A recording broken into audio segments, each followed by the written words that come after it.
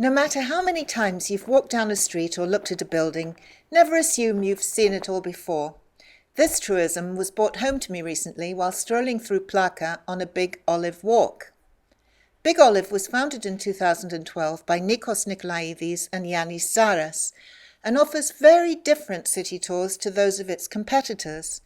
Instead of visiting all the usual tourist destinations, Big Olive Walks focus on giving a deeper insight into the city and its inhabitants by examining Athens' architecture, culture, and long history.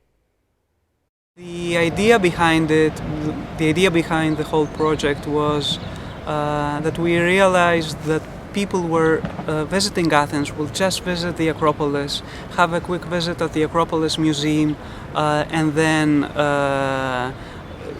leave the city behind to go to the Greek islands. And we wanted to give an opportunity for visitors of Athens to actually get to know the city outside of museums and archaeological sites.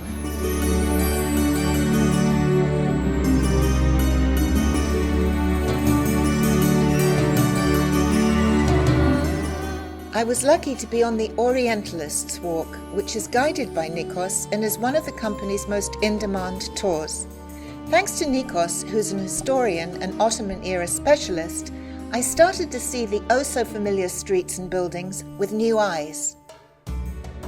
Our most popular tour is the Orientalists Walk. It actually tells the story of European travelers traveling to Athens during the 19th century and how they were amazed to see the cradle of Western civilization and Athens as a small Ottoman town and all of these very Eastern peculiarities, as they will describe them, in between the monuments of classical antiquities.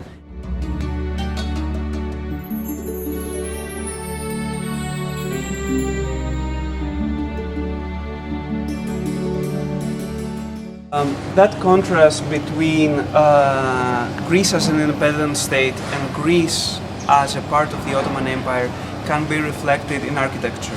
So you have a house of the Ottoman era over here, and then a neoclassical building over there. And you can see the contrast in between the two buildings. We learnt how Ottoman houses were built around a large courtyard and that protecting the home was of the uttermost importance. This meant that houses had no facade or windows on the street and were almost hidden behind high walls. They were also constructed without a finished design, enabling the house to grow with the family. In sharp contrast with the founding of the new Greek nation, houses were built in a more formal, regular-shaped European style, as Athenians associated culturally with the West, not East. Before Greece gained its independence, all of Athens was full of these Ottoman-style houses, sadly almost none of which still remain.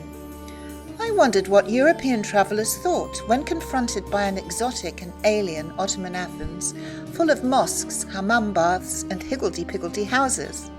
Was it a shock to find the birthplace of democracy and much of Western thought like this? Most of them, they were well informed. They knew what to expect. They knew that they were traveling to the Ottoman lands, and this was a part of something very mysterious and very charming for them to discover, something completely different. And this is why they will be so amazed by Greece and not so much, for example, on their grand tour in France, but that image of the Orient in very Western grounds, that will be something that will amaze them. I was amazed how much better informed I was after just a 2-hour walk. Big Olive offers many other interesting city excursions, each led by a specialist in their field. There's neoclassical Athens, literary Athens, Athens' path to modernity, the grand food tour, gay Athens, and even Secrets of Athens' Lost River to enjoy and explore with their extremely well-informed guides. One thing's for sure, you don't have to be a newcomer to Athens to enjoy a Big Olive Walk. I'm sure that, like me, you'll find one that informs, captures your attention, and fires your imagination.